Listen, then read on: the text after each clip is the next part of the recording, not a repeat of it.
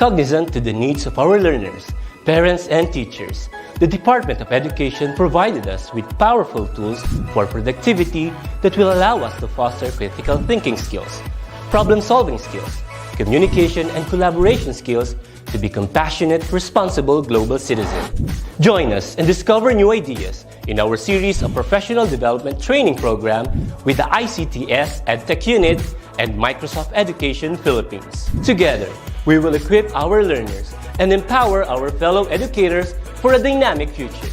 Para sa bata, para sa bayan, at para sa guro. Sulong Edukalidad.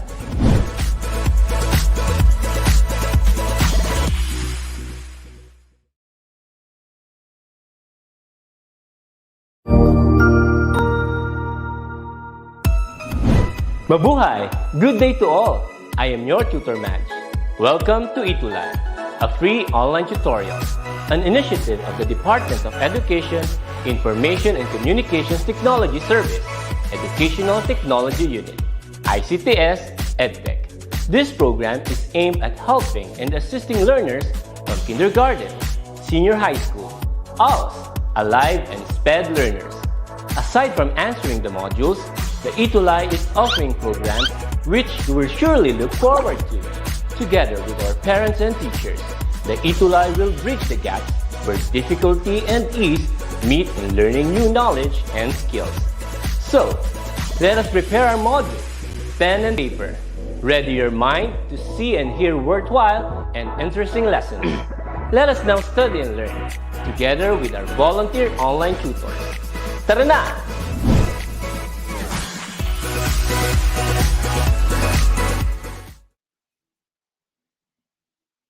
Ayan, good afternoon everyone. Another week, another learning na naman po tayo dito sa ating DepEd ETUlay, no? So welcome sa ating panibagong sessions with, of course, your Tutor Vince. Ayan, so ano nga ba ang ating pag-aaralan ngayong araw, no? So before that, ayan, let me introduce myself first. Once again, good afternoon everyone. I am Tutor Vince, ang inyong gitaristang tutor at manghaharana sa inyo at bago nyong makakasama tuwing alas 3 ng hapon.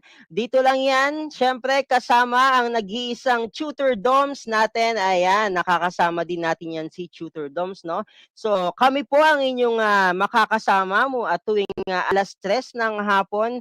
Dito lang yan, live na live sa DepEd ETUlay. Ayan. And again, welcome sa ating panibagong sessions. At syempre, saan nga ba tayo mapapanood? Ayan po, no, naka-flash ang ating schedules for in every Monday. So, saan ba tayo mapapanood? So, ayan, mapapanood tayo sa DepEd EdTech Unit. Sa Facebook po yan. DepEd tayo, another, sa Facebook po ulit yan. Then we also have YouTube channels.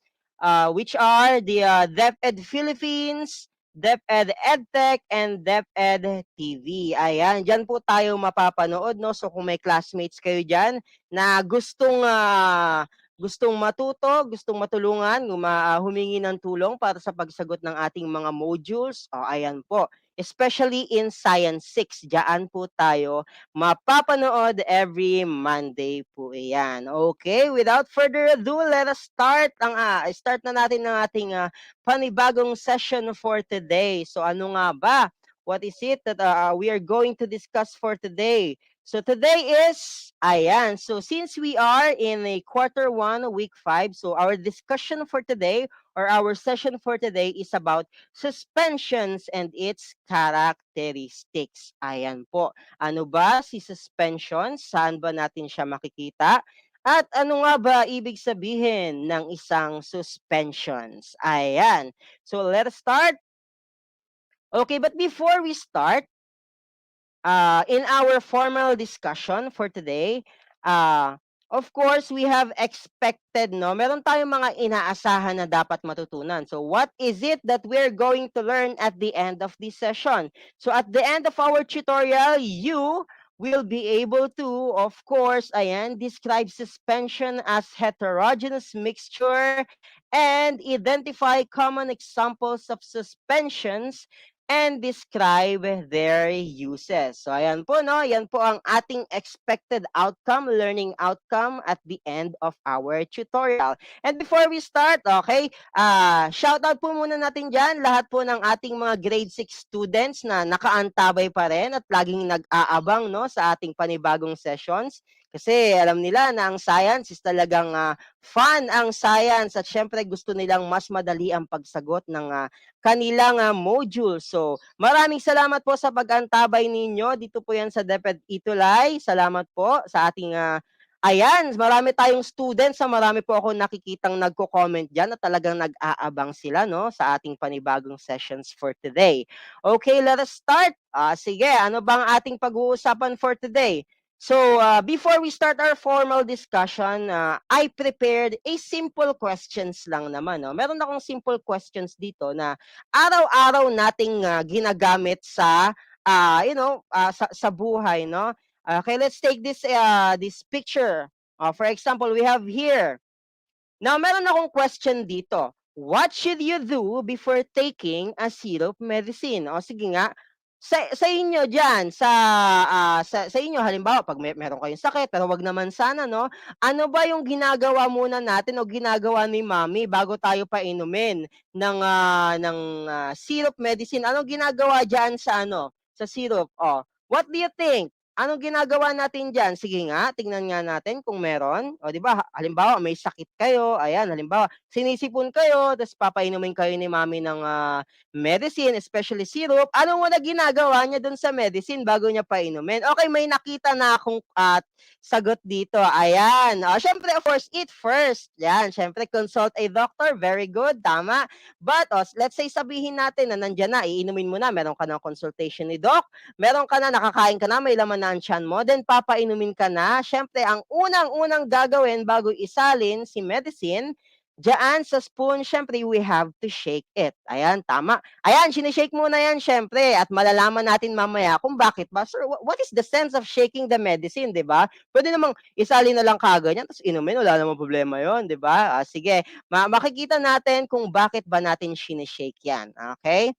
Next, another question. Meron naman tayo ditong juice. Let's say orange juice. Siyempre, orange ang pinaka-popular. O ngayon, why do we have to shake the bottle juice before drinking it? Sige nga, bakit natin kailangang i-shake? Why do we have to shake it? Pwede namang inumin ko na lang. Especially yung tinimpla, di ba? Why do we have to shake the bottle? Why do you think? Lalo na kapag ano siya, kapag tinimpla mo lang siya, especially it is a powdered juice, no? Why do you have to shake or stir? Okay, ayan, sige nga. Okay, stir it para po mahalo. Okay, very good. Yan, may nakita na po tayong sagot, no? Syempre, of course, we are shaking, we're stirring the juice to balance the flavor all throughout the juice. Syempre, ayaw naman natin na pag inom natin, matabang yung nasa top, 'di ba? Matabang yung nasa taas na tubig na juice. Then sa baba yung pinakamatamis kasi buo-buo pa yung sugar doon, 'di ba? Syempre, we have to shake, 'di ba? Ayan, to balance the flavor. Yan po iyon. Ito, another question, we have here a butter and a bottle of water or a cup of water. Now, what will happen if we mix the butter and the water? What do you think will happen? Ayan, syempre, si butter, ayan, ihalo natin kay tubig. What do you think?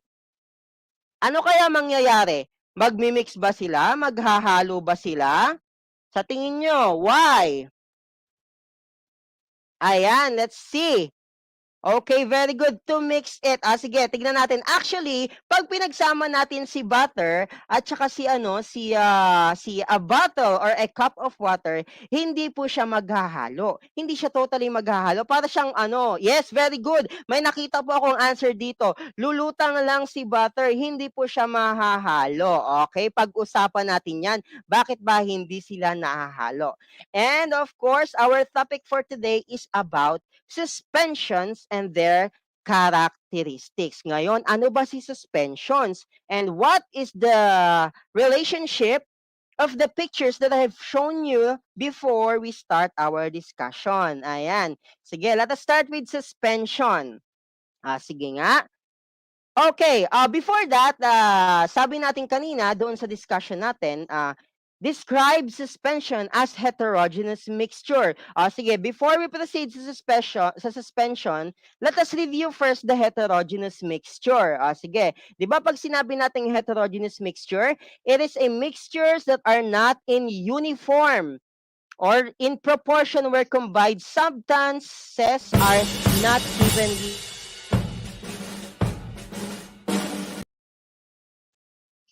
Ayan, sige na medyo nawala tayo 'no, but it's okay, 'di talaga maiwasan 'yan 'no. Okay, sige ayan, review ulit natin si heterogeneous mixture. Basta kapag si mixture ay hindi pareho ng characteristics or ng hindi balance yung pagkanyang pagmix, 'yan ay heterogeneous mixture. Ayan 'no, iba-iba ang kanyang kulay. Basta pag sinabi nating heterogeneous mixture. Ayan, since na-review na natin si heterogeneous mixture, let's talk about, ayan, suspension naman tayo. Let's talk about suspension. Ano nga ba si suspension? Ayan, suspension is a liquid heterogeneous mixture. Ayan, where the solute particles cannot be dissolved by the solvent. Di ba? Naaalala nyo si solution? Sa solution, we have the solute and we have the solvent. Yung solute, the one that is being dissolved, siya po yung natutunaw. And then si solvent, siya naman yung pantunaw. Now, in this case, in the case of suspension, sabi dito, the solute particles cannot be dissolved. Ibig sabihin, regardless of how much we stir or how much we shake the object, no, hindi talaga siya mag-mimix, hindi talaga matutunaw yung ating solute particles. Okay? Ayan, sige. Next, proceed naman tayo dito. Ayan, meron naman tayong tinatawag, since pinag-uusapan na rin natin si solute, no? 'Di ba si solute is it is the component of the solution in which it is being dissolved. Siya yung ating tinutunaw. Ngayon, we have what we call the soluble and insoluble materials. Ano ba ibig sabihin ni soluble at insoluble? Let's take for example this one. Unahin po natin si soluble. Soluble is the ability of the materials to dissolve in water. Pag sinabi po nating soluble, regardless, siya yung natutunaw. Mabilis siyang matunaw, no? Natutunaw talaga siya. Siya si soluble. Ayan, let's take for example, we have sugar, di ba? Soluble si sugar. Why? Kasi pag hinalo natin siya sa water, matutunaw si sugar. So that is soluble. And of course, we also have the coffee, di ba? When we mix the coffee, especially in hot water, we can see that the coffee is being dissolved. Tama? Na tutunaw siya. And the same with the salt. Ganon din si salt. When we mix the salt in the water or with the water, ayan, matutunaw din po si salt. Yan po ang sinasabi natin na soluble materials. Ibig sabihin, natutunaw po siya sa tubig. Ayan. Sige, bago tayo mag-proceed naman dito, syempre, tingnan naman natin yung mga manonood natin. No? Bago tayo mag-proceed kay insoluble, check naman natin yung ating mga nanonood dyan. Okay, shout out po sa lahat ng ating mga manonood dyan from Parehao Central Elementary School. Ayan, maraming salamat po sa pag-tune in. At saka sa lahat po ng Alimarong, kaya Vanessa M. Alimarong ng grade 6 Camagong, watching from Baruya Elementary School. Wow, from Pampanga pa po siya, no? Ayan, shout out po sa inyo, sa mga nanonood dyan, sa mga tumututok sa atin. At saka, shout out po natin yung mga students from Parehao, ayan, Central Elementary School. And of course, ayan, shout out din natin si Gabriel V. Villanueva. Maraming salamat po sa sa panunood po ninyo. Ayan ha. Sige, let us proceed. Ayan, good afternoon from Bonifacio. Pahabol po ito. Good afternoon from Bonifacio Memorial. Ayan, ang bilis magano, ang dami nagpapa-shoutout, no? Ang bilis niyang mag-flash. From Bonifacio Memorial Elementary School, grade 6 Yakal Science Teacher. Hello po, Ma'am Catherine Dakot. Ayan po, pinapa-shoutout po kayo ng inyong good student. Okay? Tuloy na po natin. Sige. Let us proceed. Siyempre, if we have the soluble materials, we also have the insoluble materials. Of course, pag alam na natin si soluble, the soluble is the materials that can be dissolved in water. Kapag pinag-usapan naman natin si insoluble, of course, it is the opposite, no? It is the opposite of the soluble material. If the soluble material can be dissolved in water, the insoluble cannot dissolve in water. Let's take for example, ayan is the opposite of soluble. It does not dissolve in water regardless of how much we stir it. O, di ba? Yan ang sabi natin kay insoluble. Insoluble materials. Regardless, kahit maghapon ka pa, magdamag ka pa, maghalo-halo, mag-shake na mag-shake, hindi pa rin siya matutunaw. Yan po si insoluble materials. Ngayon, let's go back with the suspensions, no? 'Di ba sabi natin kanina, suspension is a heterogeneous mixture in which the solute particles cannot be dissolved. Mag-aano lang siya, maglalaro-laro lang siya doon sa solvent, mag-iikot-ikot lang siya kay solvent, pero kahit anong halo natin sa kanya, hindi siya matutunaw. O ganito, tulad na to, let's say we have the insoluble materials, we have sand, di ba? Si sand, pag hinalo natin yan sa tubig, lalabo lang yung tubig, right? Lalabo lang siya, pero hindi siya matutunaw. Pag hinayaan natin si sand o yung hinalo nating water and sand, yung sand mapupunta lang siya sa ilalim. Okay? Yun si insoluble. Another one, we have the oil. Tulad nung kay butter kanina, di ba? Si butter, kahit anong halo natin, regardless how much we stir, how much effort we exert to melt the butter or the oil, it cannot be. Tama? Hindi siya matutunaw. O, ayan. Sige, to show you, no? To show you the practical examples of the suspension mixture. Meron akong video, no? I made a video for you to understand yung the basic examples. So ano ba talaga yung suspension mixture natin. Sige. Let's take this example. Ayan. I made this video. Tingnan nyo na mabuti. Let's say we have the sand and water mixture. Ito sa sand and water mixture. Tingnan nyo nang mabuti ha. Look closer. Look closely. Ayan, wait. Ayan, wait. It's not playing, no? Ayan, ayan na. Konting click lang pala para mag-play. Wait.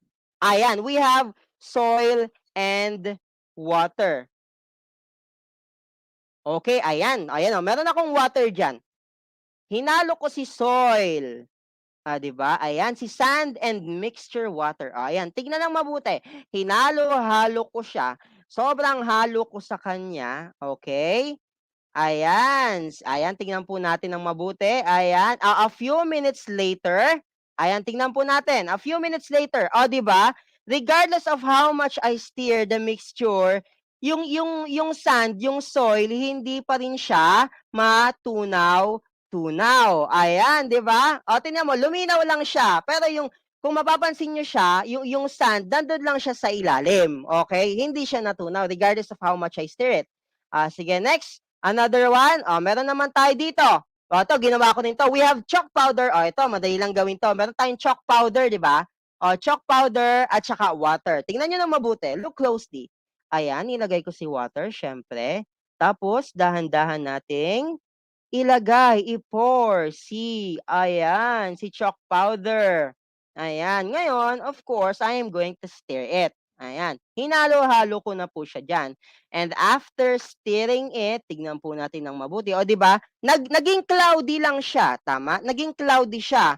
Pero, ayan, look closer, tingnan ng mabuti, 'di ba? Parang sa simula naghalo siya, 'di ba? Pero if we look closely, kapag hinayaan po natin 'yan na hindi natin siya gagalawin, a few minutes later, tignan po natin ng mabuti. 'Di ba? Kung mapapansin niyo sa ilalim, nandiyan po yung chalk powder, no? Medyo cloudy lang siya, pero yung chalk powder, hindi pa rin siya natunaw. Pumunta lang siya sa baba. Okay, ayan. Yan po si chalk powder at saka si water mixture. Sige, next. I have here, I prepared last video, no?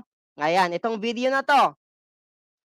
I have here the oil and water mixture. Sige, I have here the water.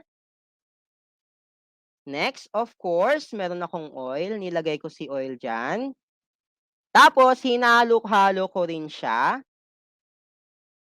Ayan, tignan ng mabuti. Kung naghahalo ba, look closely. Ayan, tignan natin ng mabuti. O ayan, anong nangyari nung hinahalo natin si oil, o 'di ba? Tignan po natin, actually konti lang yung oil na ginamit ko diyan eh. Dapat marami yung oil, no, para mas makita ng mabuti, no? Mas makita natin kung ano ba yung nangyari sa kanya. But if you look closely, si oil hindi talaga siya naghalo. No? O andun lang siya sa taas, so dapat pala, ay sir, ano ba yan? Sir, dapat mas maraming oil yung ginamit nyo. Okay, o ayan, next time, dadamihan natin yan ha. O if you look closely, si oil, ayan, si oil, nasa taas lang po siya. Hindi siya napupunta sa, hindi siya totally nagmi-mix doon sa kanyang, sa water. Okay, o sige, ganito ha. So ganito yan. Clarification, we can tell or we can say that the mixture is suspension kapag hinahalo po natin siya. Okay? Doon lang natin siya masasabing suspension mixture kapag during the time na hinahalo po natin siya, kapag cloudy siya. Pero kapag hinayaan na po natin siya at nilagay na po natin or hinayaan na po natin mag-sink in yung kanyang yung solute particles, hindi na po siya suspension mixture ha. Okay, remember or always remember that we can call a mixture a suspension mixture kapag during the time na hinahalo po natin siya. Okay? So let's take tingnan natin ha, balikan natin, explain natin dito, okay? Let's take this balikan natin si sand and water mixture just to clear up, no? Para maliwanag yung sinasabi ni sir. Ngayon, we have here, 'di ba?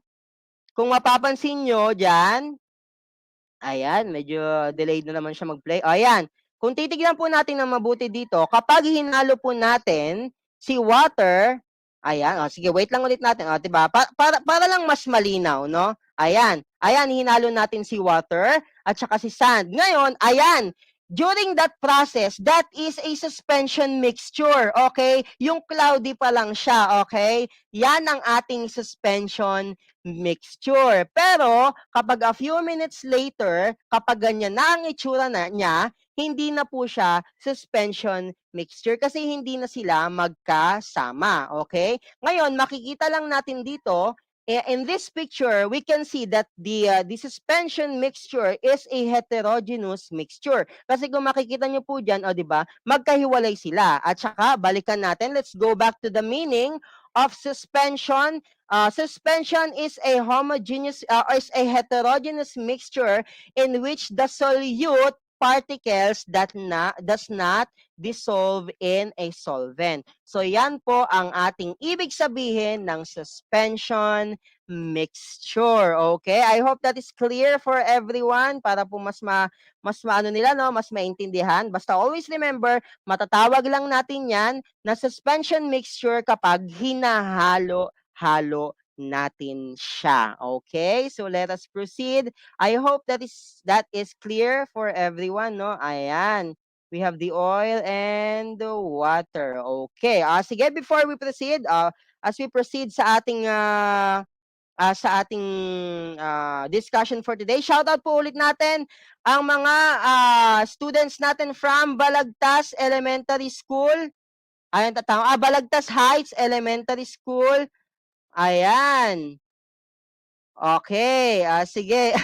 Sige, may nagtanong dito. Let's say for example, bakit daw po di consistent pag sa school nagtatagalog ka sa ano. O sige, just to clarify things, we are tutorial po ha, para po hindi po natin pwedeng gamitin yung pure English, o pwede din naman pero mas maiintindihan kapag Taglish po ang ginamit natin. Okay? That is the reason why. Okay, shout out po sa lahat ng ating mga manonood from Parayao Centro Elementary School. Ayan. Ayan si Chris Lawrence watching from Cagayan. Wow, ang layo. Next, Parayao Centro, watching from Parayao Centro Elementary School, si Denver Mark Cesar, shout out po sa inyo. At saka, sina-shoutout ko po dyan, yan lahat po ng aking mga co-teachers sa Andres Bonifacio Elementary School, and especially sa amin pong school principal na si Dr. Helen B. Bautista. Shout out po dyan sa inyo. At shout out din po sa lahat ng mga students na nanonood dyan from Occidental Mindoro. Kung meron man po dyan taga Occidental Mindoro, shout out po sa inyo. Ayan, maraming nagpapa-shout out, no? Ayan, Balagtas High. Watching from Francisco P. Felix Elementary School, Unit 1, Cainta Rizal, Grade 6 Bonifacio. Ayan po, shout out po sa inyo. Ayan. So maraming nagpapa-shout out, no? So okay lang yan kung salamat po sa inyong panonood dito. Okay? Sige, let us proceed. Sige, syempre, sabi ko nga sa inyo, every day we have a trivia for the day. Ano ba yung trivia natin for today? Ayan. Trivia. Did you know that blood is also a suspension? Ayan, alam nyo ba na ang blood pala natin, ang dugo natin is also a suspension. So ibig sabihin, mixture din pala siya, no? Heterogeneous mixture din siya. Ngayon, when blood was placed in a centrifuge, yung centrifuge po, yan yung machine. O yan yung device na umiikot-ikot, ilalagay po natin dyan yung test tube, tapos umiikot-ikot siya. Ayan. Ayan.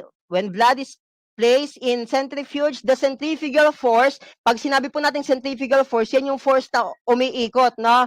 Will separate the red blood cells and platelets. Okay? So, ibig sabihin pala, ang blood pala natin is also a suspension, no? Meron tayong red blood cells at saka yung platelets. Ito si platelets, okay?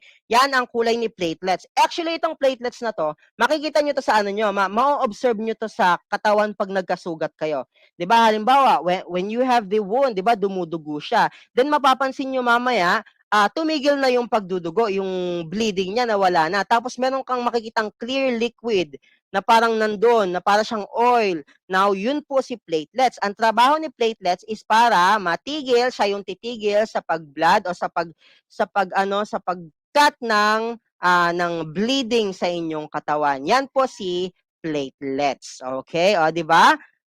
We have blood, pareho din siyang suspension mixture din pala siya, no? Meron siyang red blood cells at saka platelets. Okay? Next.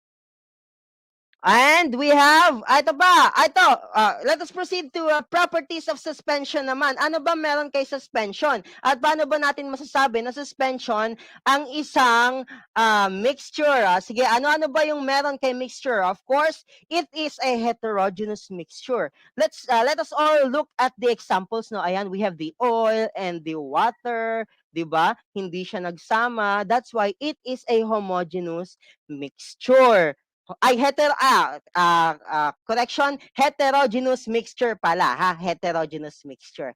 Next, ano pa? The solute particles will settle below or float when left undisturbed. O, tulad nung ginawa ko sa experiment kanina, let's say we have this sand, di ba? Pag napansin natin si sand, kapag hinayaan natin siya, yung sand pumunta sa ilalim. Ngayon, in this case naman, yung mantika naman or yung oil, kapag hinayaan natin siya, mapupunta siya sa ibabaw. So, depende na lang sa kanya kung gaano siya kabigat or kung gaano kagaan, no? What matters is that kahit anong gawin natin, it will not mix. Okay?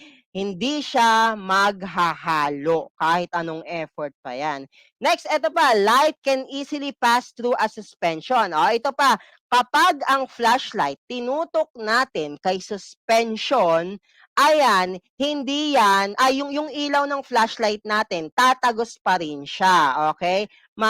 Makakadaan pa rin si light. That's why light can easily pass through a suspension. Next, we have this one. The particles of suspension can be seen easily. This properties is very observable talaga, no? Kapag hinalo natin yung mixture, makikita natin yung particles ng solute na hindi natutunaw agad-agad. Tulad nung doon sa sand, di ba? Kahit hindi na natin siya anuhin, kahit hindi na natin siya gamitan ng microscope, makikita natin si sand na nandun lang. Okay? Nandun lang si sand, makikita natin siya. Yan po ang properties ni suspension. Kumbaga, siya yung mga katangian at yung pinanghahawakan ni suspension na sabi niya, ay, eto ako, I am suspension, this is my properties, so these are my properties, no? Yan si suspension. Next, syempre, alam na natin si suspension. Ngayon, alamin naman natin, ano ba yung mga common suspensions na makikita natin sa bahay? O ito, let's take for example, balik tayo sa syrup. Okay?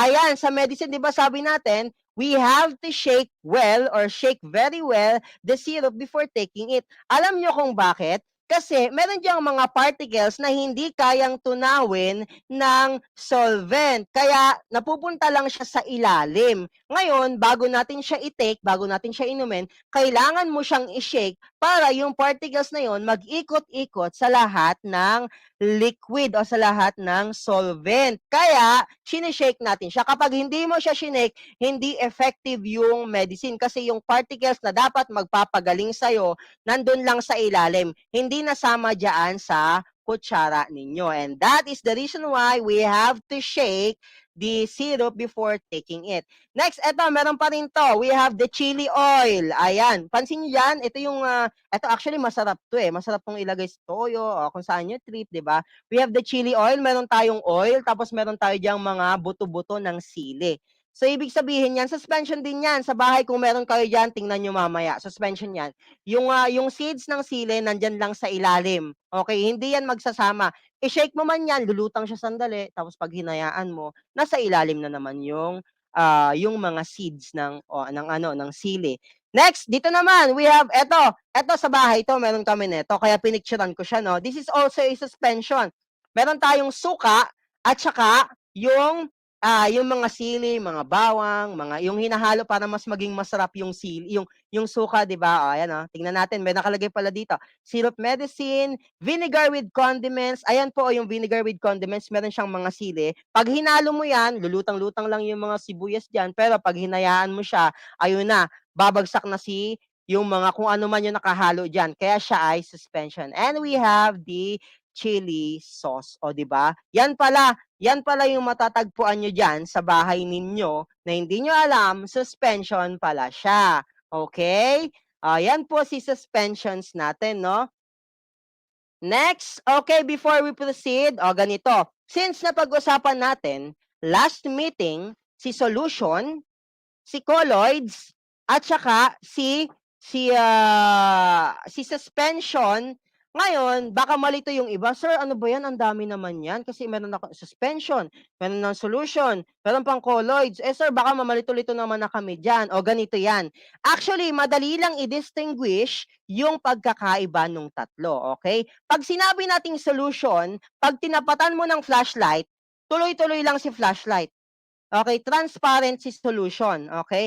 Pag sinabi nating colloids, discuss ni Tutor Doms last time, pag tinapatan mo siya ng ilaw, hindi makakadaan yung ilaw. Kasi halimbawa, let's take for example, yung gatas. Gatas is milk is an example of colloids. Kapag tinapatan mo siya, pag meron kang milk mixture dyan, pag tinapatan mo yan ng flashlight, hindi yan tatawid yung flashlight. Then, yung ilaw ng flashlight. Then naman, meron naman tayong suspension, tatawid din siya. Yun lang po ang pinagkaiba nila. Madali lang siyang distinguish kapag tumatawid yung ilaw sa flashlight. Okay? Next, let us proceed. Ayan, dito naman tayo. Sige, remember, before we proceed to our activity for today, remember that the suspension is a liquid heterogeneous mixture where the solute particles cannot be dissolved by the solvent. Ito po, kahit paulit-ulit nang sabihin ni tutor, regardless of how much effort we exert just to melt or just to dissolve the solute particles, it cannot be. Hindi po siya maghahalo. Yan po si suspension. Okay? I hope everyone understand what is the suspension means at saka kung ano yung different niya kay kung gaano siya ka-different kay solution and colloids. Yan po si suspension. And of course, di naman tayo matatapos for today kung wala tayong activity, no? Okay, nako, meron tayong problema dito. Na-checkan ko na pala yung answer. Sige, ganito na lang. Ano ba yan? Hindi ko natanggal. My fault. I'm sorry. Hindi ko natanggal yung check, no? Pero sige, tuloy na lang natin. I-discuss na lang natin siya, no? What kind of mixture is formed when larger particle settles out when left undisturbed? Basta po, ang solute particle ay napunta diyan sa ilalim. Siya po ay suspension. Okay, I'm sorry. Ano ba yan? Hindi ko na nabigyan ng thrill itong evaluation natin. I'm sorry kasi nakalimutan. Hindi ko napansin, no, na hindi pala siya nag-appear yung check. Next question, we have, what kind of mixture is formed when oil is mixed with water? Okay, let's see. We have solution, water, colloids, and suspension. Okay, since nakikita na lahat ng iba, yung sagot natin dyan, so ang sagot po natin dyan is letter D. Okay, yan po si suspension. Basta hindi nagmi-mix, suspension po siya, no? Okay, ano ba yan? Hindi na natin nabigyan ng thrill, ng excitement yung iba sa pagsagot. Sige, next tuloy na lang natin ha. Discuss na lang ni tutor kung bakit siya yung naging sagot natin. Okay? Next, we have, which of the following mixtures is not an example of suspension? Ito, meron tayong salt and water, we have oil and water, and we have sand and water, chalk and water. The correct answer here is, syempre, yung salt and water mixture natin. Kasi si salt, matutunaw po siya sa ating tubig, no? Ayan, kaya salt and water po ang ating sagot. Ayan, very good. Kahit may sagot na, nagpa-participate pa rin ang ating mga students. Okay, very good everyone. Thank you. Ayan, sige. Next, we have another question. How does suspension appear? Is it appears clear? B, it appears cloudy. C, it appears messy. Or D, none of the above. Since nandiyan na po yung answer natin, lagi nyo pong tandaan na kapag si suspension, pinaghalo-halo natin siya, magkakaroon siya ng clouds. Okay? Di ba napansin nyo dun sa examples ko kanina? Meron siyang clouds, di ba? Pero pag hinayaan na natin siya, mawawala na si clouds kasi nandun na siya sa ilalim or nasa itaas. Depende kung gaano siya kabigat. Okay? Next, we have the last one. Sige. We have the last one. Which of the following statements do not describe a suspension? A, suspension are larger particles is visible to the naked eyes. B, suspension are particles that settle out when left undisturbed. Next, you have letter C, mixture of soil and water is an example of suspension. Or letter D, suspensions are homogeneous mixtures and invisible to the naked eye. Sige, tandaan po natin ha, since ang sagot dito is si letter D, ang mali po ditong term is yung term na homogeneous mixture. Kasi nga po, 'di ba, sabi natin, si suspension is a heterogeneous mixture. Yan po si suspension. Ayan po. Sige, once again, I'm sorry to those students na nawalan ng thrill sa pagsagot kasi hindi napansin ni tutor na chicken pala. Okay, I'm sorry ha. I deeply apologize for that. Sige, next time, I'll make sure that it will not happen again. Okay? I'm so sorry. Sige, next, proceed na tayo. Siyempre, hindi tayo mag-e-end kapag wala tayong featured scientist of the day. Sino ba ang ating featured scientist for today? So we have Marie Curie. Sino ba si Marie Curie? She is a Polish and naturalized French physicist. She was the first woman, imagine, siya yung kauna-unahang babae to win the Nobel Prize in two field of science. So, ibig sabihin, not just one, but two field of science. Siya po yung kauna-unahang babae na nakatanggap ng Nobel Prize. Ang Nobel Prize, siya po ang pinakamataas na prize sa lahat-lahat ng prize Diba, meron tayong Grammy Award. So sa lahat ng awards, siya po yung pinaka mataas. Kaya po Nobel Prize ang ating tawag. Okay, thank you sa nag-okay na. Okay lang daw, sir. Sige, but don't worry, next time I will make sure that it will not happen again, ha? Sige. Next, sige. Of course, we have the featured scientist. Ayan, meron pa rin pala siya, no? Discovered the element polonium and radium. Sa periodic table, pag may nakita kayong element na polonium at saka radium, si Marie Curie po ang nakadiscover niyan. Okay? Siya po. Ayan, si Marie Curie. Ayan, wow daw. Wow talaga, di ba? Imagine, kauna-unahang babae to win the Nobel Prize. Wow! Ang galing talaga. And of course, we have our Batang Scientist of the Week. Ayan, sino ba ang ating Batang Scientist of the Week for today? Siya po si Bethany E. Galang from 5 Einstein of Casarinlan Elementary School, SDO Caloocan. And congratulations po sa ating parents, no? Sa kanyang parents na si Mr. and Mrs. Ariel and Eloisa Galang. At of course, si Lola Evelyn Resurrection. Siya po ay isang teacher din from Casarinlan Elementary School. Very supportive. Ayan. Maraming salamat po sa pagtutok ninyo, no? And of course, syempre, yung iba gusto ring ma-featured as Batang Scientist. Paano nga ba maging Batang Scientist of the Week? Syempre, want to be featured on our next episode as Batang Scientist of the Week? Ang gagawin nyo lang po, magsi-selfie lang kayo habang nanonood kayo ng ating session, ng ating tutorial, tapos isi-send nyo lang po yan sa Facebook page ng ETUlay. Malay nyo, picture nyo na pala yung nandyan, yung makikita nyo dyan sa Batang Scientist of the Week. Okay? Ayan po. And for those, kung meron man po kayong gustong i-evaluate o meron kayong gustong sabihin sa ating tutorial for today, halimbawa, meron na, sir, dapat ganito, dapat ganyan. You're welcome to have your evaluation. No? Nandito po yung ating link para sa evaluation form. Makikita po ninyo dyan. Kung gusto nyo po, i-screenshot nyo po yan. Tapos, mag-comment na po kayo dyan. Okay? Next. Ayan.